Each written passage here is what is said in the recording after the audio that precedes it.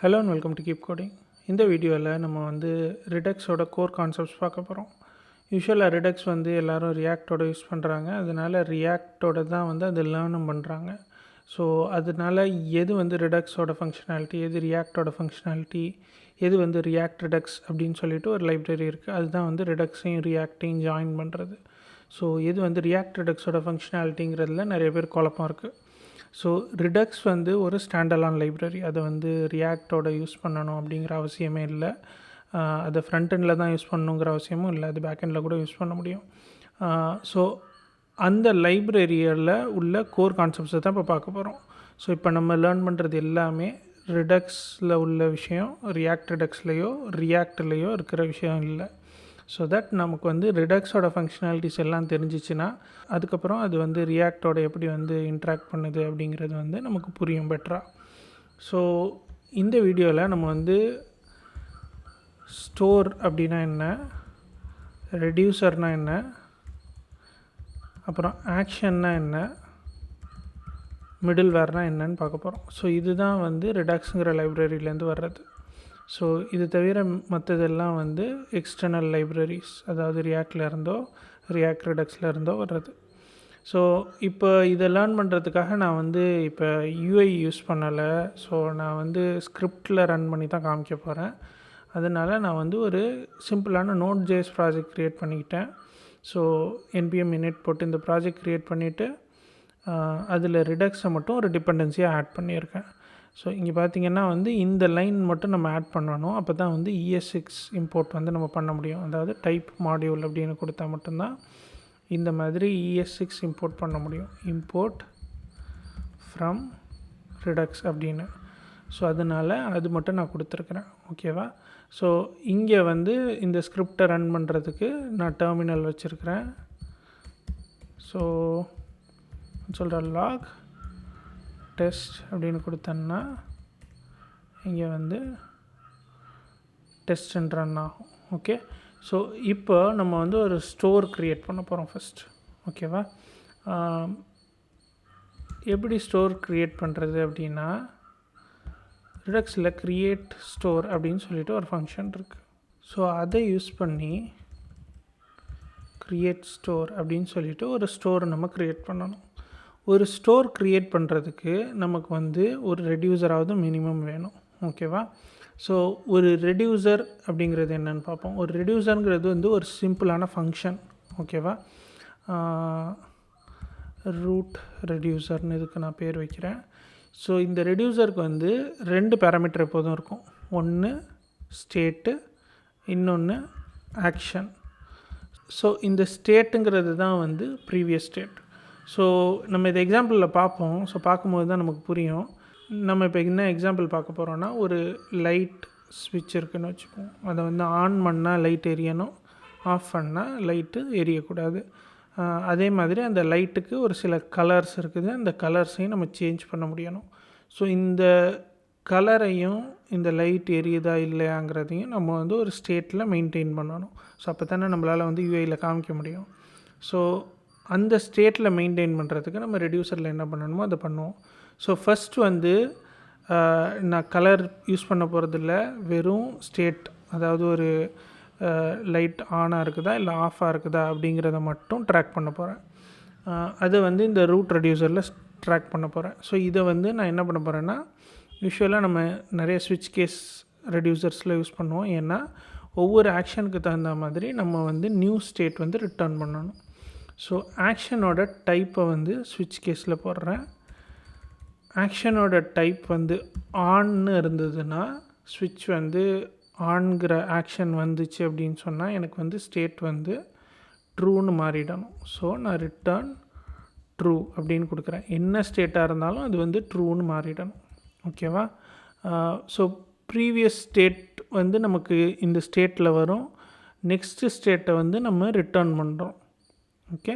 So இதுக்கு நான் டிஃபால்ட்டும் கொடுக்க முடியும். டிஃபால்ட்டாக இனிஷியலி ஆனில் இருக்குதுங்கிறதுனால, ஆஃபில் இருக்குதுங்கிறதுனால நான் ஃபால்ஸ் அப்படின்னு நான் ஸ்பெசிஃபை பண்ணுறேன். ஸோ நெக்ஸ்ட் ஆஃப் அப்படின்னு சொல்லிட்டு ஒரு ஆக்ஷன் வருது அப்படின்னு சொன்னால் நான் ஃபால்ஸ் ரிட்டர்ன் பண்ணுறேன். ஸோ ஒரு ஸ்டோர் அப்படிங்கிறதுக்கு வந்து எப்போதுமே ஆக்ஷன்ஸ் தான் வரும். அந்த ஆக்ஷன்ஸுக்கு தகுந்த மாதிரி அந்த ஸ்டோர் வந்து தன்னோட ஸ்டேட்டை மாற்றிக்கும். ஸோ நம்ம வந்து ஸ்டேட்டை மேனேஜ் பண்ண இங்கே வந்து நம்ம வேரியபிள்ஸ்லாம் க்ரியேட் பண்ண போகிறதில்ல, ரெடியூசர்ஸ் மட்டும்தான் க்ரியேட் பண்ணுவோம். அந்த ரெடியூசர்ஸ் என்ன சொல்லுதுன்னா எந்தெந்த ஆக்ஷனுக்கு எந்தெந்த மாதிரி ஸ்டேட் மாறணுங்கிறத மட்டும் ஸ்பெசிஃபை பண்ணுது. ஸோ இந்த டெக்னிக்கில் என்ன அட்வான்டேஜ்னு சொன்னால், நம்ம வந்து வேரியபிள்ஸை டைரெக்டாக ஹேண்டில் பண்ணலை, மியூட்டேஷன் டைரெக்டாக பண்ணலை. ஸோ அதனால் ஸ்டேட் ரிலேட்டட் பக்ஸ் வந்து அதிகமாக நம்மளால் குறைக்க முடியும். அதே மாதிரி இந்த மாதிரியான லாஜிக்கை வந்து நம்மளால் ஈஸியாக டெஸ்ட்டும் பண்ண முடியும், படித்து அண்டர்ஸ்டாண்டும் பண்ண முடியும். நிறைய டிஃப்ரெண்ட் பிளேஸில் ஸ்டேட் சேஞ்ச் ஆகிறத விட இந்த மாதிரி ஒரு ரெடியூசரில் ஒரு ஆக்ஷன் மூலியமாக என்ன மாறணுங்கிறத ஸ்பெசிஃபை பண்ணுறது ஈஸி டு டீபக். ஓகேவா? ஸோ எல்லா ரெடியூசர்லேயும் நம்ம என்ன பண்ணணும்னா டிஃபால்ட் கண்டிஷன் ஆட் பண்ணணும். ஏன்னா இந்த 2 ஆக்ஷன் இல்லாமல் வேறு ஆக்ஷன் வந்துச்சுன்னா ஸ்டேட் வந்து மாறவே கூடாது, அதே ஸ்டேட்டாக இருக்கணும். ஸோ நம்ம அதுக்கு டிஃபால்ட் ஆட் பண்ணி இந்த மாதிரி அதே ஸ்டேட்டை ரிட்டர்ன் பண்ணணும். ஸோ நம்ம இப்போ வந்து ஒரு ரெடியூசர் சக்ஸஸ்ஃபுல்லி க்ரியேட் பண்ணிட்டோம். அந்த ரெடியூசரை வந்து நான் வந்து ஸ்டோருக்கு இன்புட்டாக கொடுத்துட்டேன். ஓகே, ஸோ இப்போ எனக்கு வந்து ஒரு ஸ்டோர் க்ரியேட் ஆகிடுச்சு. ஓகே, ஸோ இந்த ஸ்டோரில் நான் வந்து டேட்டா சேஞ்ச் பண்ணுறதுக்கு என்ன பண்ணணும், ஒரு ஆக்ஷன் கொடுக்கணும். அந்த ஆக்ஷனுங்கிறது என்னென்னா ஒரு ஆப்ஜெக்ட். அந்த ஆப்ஜெக்ட் தான் நமக்கு வந்து ரெடியூசர்ஸ்க்கு இங்கே வரும். ஓகேவா? ஸோ இப்போ நான் அடுத்து என்ன பண்ண போகிறேன் அப்படின்னா, ஸ்டோரில் டிஸ்பேட்ச்னு சொல்லிவிட்டு ஒரு ஃபங்க்ஷன் இருக்குது. இந்த டிஸ்பேட்சில் தான் நம்ம ஆக்ஷன்ஸ் கொடுக்கணும். ஓகே, ஸோ இந்த ஆக்ஷன்ஸ் என்ன அப்படின்னா ஒரு ஆப்ஜெக்டாக இருக்கும். அந்த ஆப்ஜெக்ட்டுக்கு யூஸ்வலாக டைப்புன்னு சொல்லிட்டு ஒன்று இருக்கும். அந்த டைப்பை வச்சு தான் நம்ம வந்து இங்கே வந்து சேஞ்சஸ் பண்ணுறோம். ஓகே, ஸோ அடிஷ்னலி நம்ம அடிஷ்னல் டேட்டாவும் பாஸ் பண்ணலாம். பட் நம்ம இந்த கேஸில் அப்படி பண்ணலை. நான் ஆன்னு சொல்லிவிட்டு ஒரு ஆக்ஷன் வந்து ட்ரிகர் பண்ணுறேன். ஸோ ஆன் நான் ட்ரிகர் பண்ணால் எனக்கு வந்து டேட்டா அப்டேட் ஆகிருக்கணும். ஸோ இந்த டேட்டாலாம் எப்படி அப்டேட் ஆகிருக்குதா இல்லையா அப்படின்னு நம்ம எப்படி செக் பண்ணுறது அப்படின்னா, இப்போ நான் வந்து ஸ்டேட் அப்படிங்கிறத வந்து பிரிண்ட் பண்ணணும். ஸோ இதுக்கு நான் என்ன பண்ண முடியும்னா ஸ்டோரில்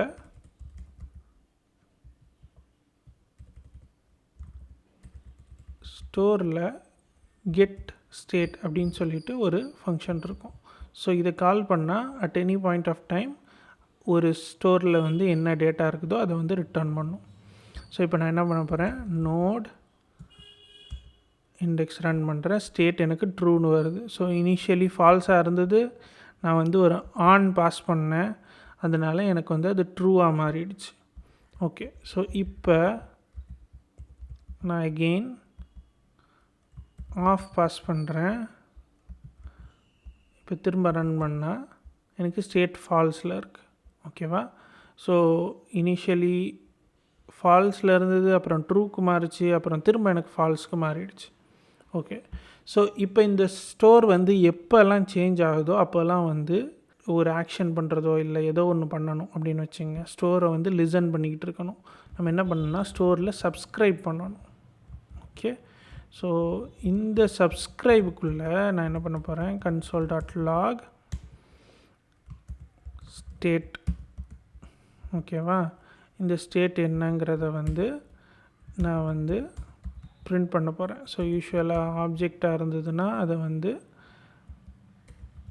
வேல்யூவாக மாற்றுறதுக்காக json.stringify நான் யூஸ் பண்ணுறேன். அப்படி யூஸ் பண்ணலைன்னா உங்களுக்கு அந்த பூலியனாக இருக்கிறப்ப பிரிண்ட் ஆகும். பட் இப்படி யூஸ் பண்ணால் தான் அது வந்து இந்த ஸ்டேட் வந்து ஒரு ஆப்ஜெக்டாக இருந்தால் பிரிண்ட் ஆகும். ஓகே, ஸோ இதை நான் ஆட் பண்ணதுக்கப்புறம் இதை ரிமூவ் பண்ணிட்டேன். ஸோ சப்ஸ்கிரிப்ஷன் வந்து இதுக்கெல்லாம் முன்னாடி இருக்கணும். அதாவது ஸ்டோர் க்ரியேட் ஆன பிறகு நான் சப்ஸ்கிரைப் பண்ணிட்டேன், அதுக்கப்புறம் தான் வந்து நான் வந்து ஆக்ஷன்ஸை டிஸ்பேட்ச் பண்ணுறேன். ஓகே, ஸோ இப்போ நான் 2 சேஞ்சஸ் பண்ணியிருக்கேன். அதாவது ஆன்னு ஒரு ஆக்ஷன், அப்புறம் ஆஃப்னு ஒரு ஆக்ஷன். ஸோ இப்போ நான் ரன் பண்ணால் ஸ்டேட் ட்ரூன்னு ஒரு தடவை பிரிண்ட் ஆச்சு, ஸ்டேட் ஃபால்ஸ்னு ஒரு தடவை பிரிண்ட் ஆகிருக்கு. ஓகே, ஸோ இப்படி தான் வந்து நம்ம சப்ஸ்கிரைப் பண்ணுறது. இந்த 2 ஆக்ஷனுமே வந்து ஒரு சாலிடான வேல்யூவை ரிட்டர்ன் பண்ணுது. இல்லை என்னோடய வேல்யூ வந்து ப்ரீவியஸ் வேல்யூவை டிபெண்ட் பண்ணி இருக்கணும் அப்படின்னு சொன்னால், ஃபார் எக்ஸாம்பிள் டாகிள் அப்படின்னு சொல்லிட்டு ஒரு ஆக்ஷன் டிஸ்பேட்ச் பண்ணுவோம். ஓகே, ஸோ இப்போ நான் வந்து டாகிள் அப்படின்னு சொல்லிட்டு ஒரு ஆக்ஷன் டிஸ்பேட்ச் பண்ண போகிறேன். ஸோ இந்த டாகிள் என்ன பண்ணணும்னா ப்ரீவியஸ் ஸ்டேட் ட்ரூவாக இருந்ததுன்னா ஃபால்ஸ் ஆகணும், ப்ரீவியஸ் ஸ்டேட் ஃபால்ஸாக இருந்ததுன்னா ட்ரூவாக மாறணும். அப்போ நான் இந்த டாகிள் இங்கே ஹேண்டில் பண்ணணும். ஸோ இங்கே இங்கே வந்து டாகிள் ரிட்டர்ன் ப்ரீவியஸ் ஸ்டேட்டை அப்படியே நான் வந்து ஆல்ட்ரு பண்ணி ரிட்டர்ன் பண்ணணும். ஓகேவா? ஸோ இப்போ இதை ரன் பண்ணுவோம்.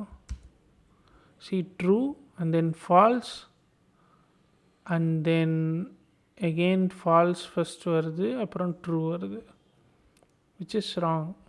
நமக்கு வந்து இந்த ஃபால்ஸ்க்கு அப்புறம் ட்ரூ வந்திருக்கணும். ஸோ ஏன் வரலை அப்படின்னா இந்த ஆக்ஷன் வந்து நான் டூகிள்னு ஸ்பெல்லிங் மிஸ்டேக் பண்ணியிருக்கேன், அதனால் அந்த ஆக்ஷன் ரன்னே ஆகலை. So toggle. Okay, so true falls true falls. So இந்த மாதிரி ஆக்ஷனை நம்ம மிஸ்பெல் பண்ணிட்டா நம்மளால் வந்து அந்த எரரை கேப்சர் பண்ணுறது கஷ்டமாக இருக்கும். ஏன்னா வந்து ரிடக்ஸ் எந்த எரரும் சொல்லாது, நார்மலாக எக்ஸிக்யூட் பண்ணும், பட் அந்த ஆக்ஷன் மட்டும் நடக்காது. ஸோ நம்ம கேர்ஃபுல்லாக இருக்கணும். ஸோ அங்கே தான் வந்து நம்ம ஆக்ஷன்ஸ் க்ரியேட் பண்ணுறது ரொம்ப யூஸ்ஃபுல்லாக இருக்கும். ஸோ இந்த ஆக்ஷன்ஸ் எல்லாத்தையும் என்ன பண்ணுவாங்க அப்படின்னா ஃபங்க்ஷன்ஸாக க்ரியேட் பண்ணிவிடுவாங்க. ஓகே, ஸோ ஃபங்க்ஷன்ஸ்னால் என்னென்னா ஸ்விட்ச் ஆன் அப்படின்னு சொல்லிட்டு ஒரு ஃபங்க்ஷன். இது என்ன பண்ண போகுது அப்படின்னா ஒரு ஆப்ஜெக்டை ரிட்டர்ன் பண்ணும். ஸோ அந்த ஆப்ஜெக்ட் வந்து டைப் ஆன். ஓகேவா? சேம் அஸ் ஹியர், பட் ஆனால் அது வந்து ஒரு ஃபங்க்ஷனாக மாறிடுது. ஸோ ஸ்விட்ச் ஆன். ஓகேவா? So similarly switch off and then switch toggle. Okay, so இப்போ இந்த ஆக்ஷன்ஸ் எல்லாமே வந்து நம்ம வந்து ஃபங்க்ஷன்ஸாக சேஞ்ச் பண்ணிக்கலாம். ஓகே, ஸோ நான் இதெல்லாம் இப்போ ரிமூவ் பண்ணிடுறேன். ஸோ இப்போ நான் டெஸ்ட்டுக்கு ரன் பண்ணுறேன். ஸோ எனக்கு ஸ்டேட் ட்ரூன்னு வருது. இதெல்லாம் ஆனால் ஆக்ஷன் ஃபங்க்ஷன்ஸ். ஓகேவா? ஸோ ஆக்ஷனை வந்து ஒரு ஃபங்க்ஷனாக டிஃபைன் பண்ணிடுறோம், அது வந்து அந்த ஆப்ஜெக்டை ரிட்டர்ன் பண்ணும். ஸோ இந்த கேஸில் இல்லை அப்படின்னாலும் பேராமீட்டரைஸ்டாக இருக்கிற case, like extra parameter pass பண்ணுறப்ப இந்த மாதிரியான ஃபங்க்ஷன்ஸ் வந்து கொஞ்சம் யூஸ்ஃபுல்லாக இருக்கும். ஓகே, அதே மாதிரி இந்த மாதிரி டிப்போஸ் நம்ம மேக் பண்ணாமல் இருக்கிறதுக்கு, நம்ம இயர்லியர் பண்ணோம் இல்லையா, அந்த மாதிரி மிஸ் பண்ணிடாமல் இருக்கிறதுக்கும் இந்த மாதிரி ஆக்ஷன்ஸ் வந்து யூஸ்ஃபுல்லாக இருக்கும். ஓகே, ஸோ நெக்ஸ்ட்டு நம்ம பண்ண வேண்டியது இந்த ரெடியூசரை வந்து ஆப்ஜெக்டாக மாற்ற போகிறோம். லைக் நான் கலர்னு சொல்லிட்டு ஒன்று சொன்னேன் இல்லையா, ஸோ கலரையும் ஆட் பண்ணுறோம், அதனால் இது ஆப்ஜெக்டாக மாறுது. ஓகே, ஏன்னா 2 ஃபீல்ட் ஸ்டோர் பண்ணுறப்ப அதை வந்து ஒரு ஆப்ஜெக்டில் ஸ்டோர் பண்ணுறோம். ஸோ ஆன்னு சொல்லிட்டு ஒரு ஃபீல்டு, கலர்னு சொல்லிட்டு இன்னொரு ஃபீல்டு. ஸோ 2 ஃபீல்டு இந்த ஸ்டேட்டுக்கு வந்துருச்சு. ஸோ இதுதான் வந்து default state which is white and half. ஓகேவா? ஸோ ஆன்னு வந்துச்சுன்னா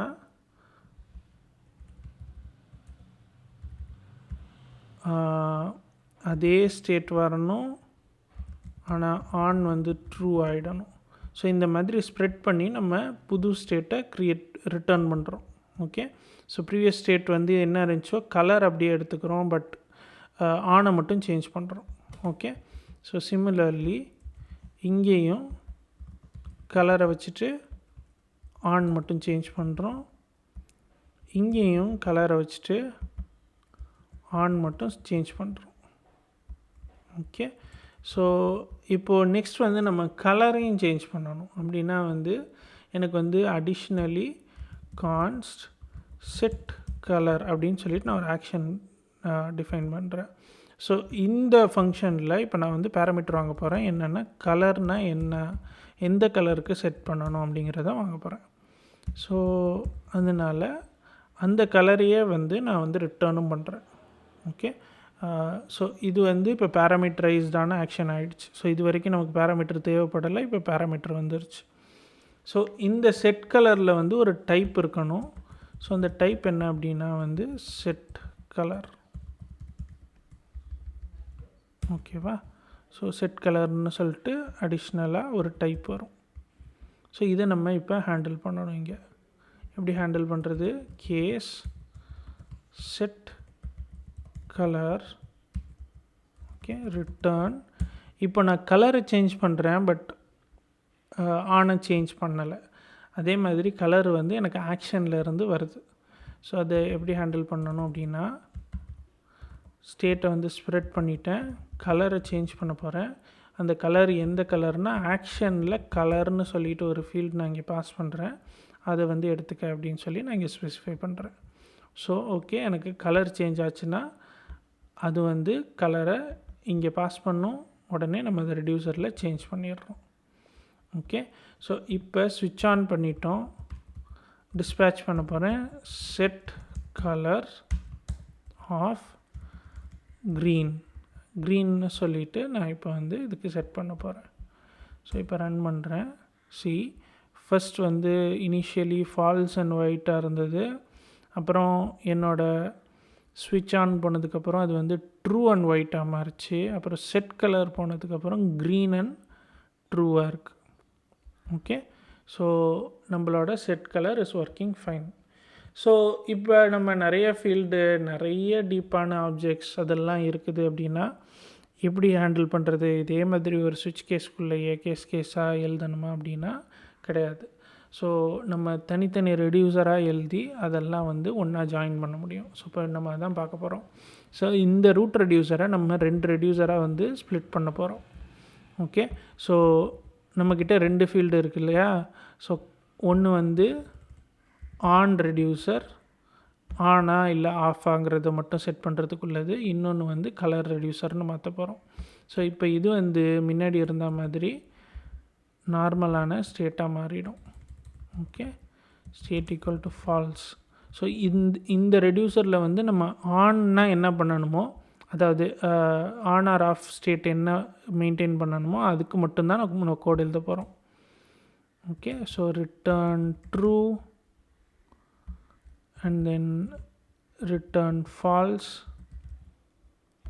okay, and then return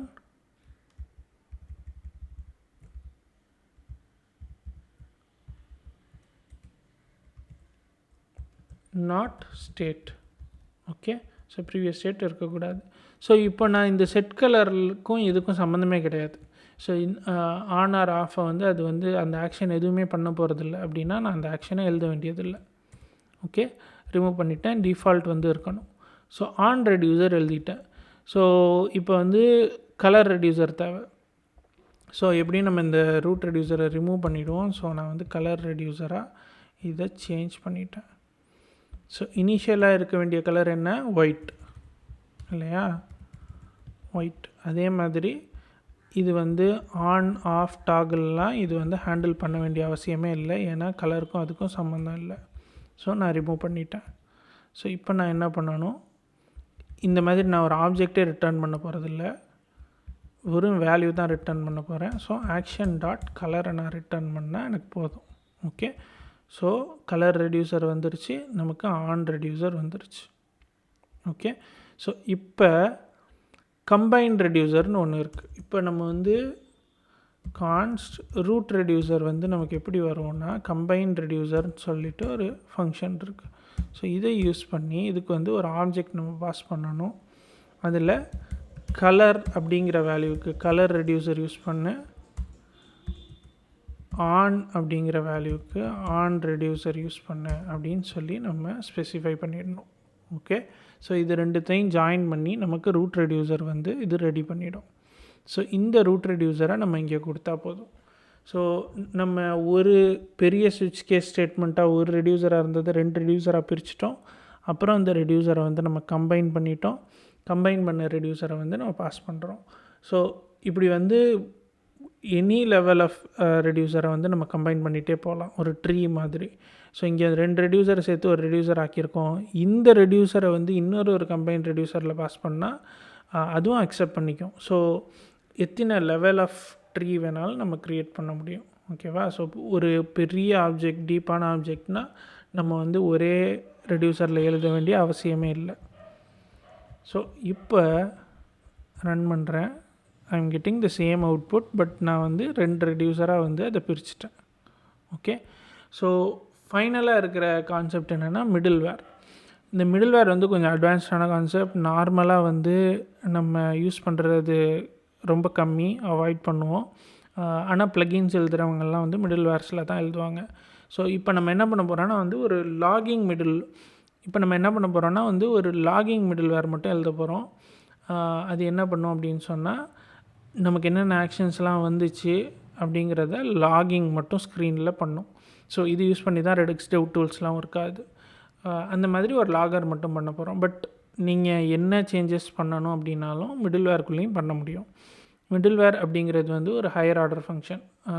so higher order ஃபங்க்ஷன்னா என்னங்கிறதுக்கு வந்து நம்ம ஆல்ரெடி ஒரு வீடியோ போட்டிருக்கோம். ஸோ அந்த வீடியோ நீங்கள் செக் பண்ணுங்கள். லாகர். ஸோ ஃபஸ்ட் வந்து நமக்கு ஸ்டோர் பேராமீட்டராக வரும், அப்புறம் நெக்ஸ்ட் பேராமீட்டராக வரும், கடைசியாக ஆக்ஷன் பேராமீட்டராக வரும். ஸோ ஒரு ஃபங்க்ஷன், அந்த ஃபங்க்ஷனுக்குள்ளே இன்னொரு ஃபங்க்ஷன், அந்த ஃபங்க்ஷனுக்குள்ளே இன்னொரு ஃபங்க்ஷன். ஸோ இதுதான் வந்து ஒரு மிடில்வேரோட சிக்னேச்சர். ஓகேவா? ஸோ இதுக்கு உள்ளே வந்ததுக்கப்புறம் நம்ம என்ன பண்ணணும்னா, நான் என்ன சொல்ல போகிறேன் அப்படின்னா வந்து console.log ரிசீவ்டு ஆக்ஷன், அதாவது எந்த ஆக்ஷனையும் ப்ராசஸ் பண்ணுறதுக்கு முன்னாடி நான் வந்து ஒரு லாஜிக் ஒரு லாக் எழுத போகிறேன். என்ன அப்படின்னா ரிசீவ்டு ஆக்ஷன், என்ன ஆக்ஷனுங்கிறத ஆக்ஷன் டாட் டைப்பில் இருந்து எழுதுறேன். ஓகே, ஸோ அதுக்கப்புறம் அந்த ஆக்ஷனை ரன் பண்ணுறதுக்கு நெக்ஸ்ட் ஆஃப் ஆக்ஷன்னு கொடுக்கணும்.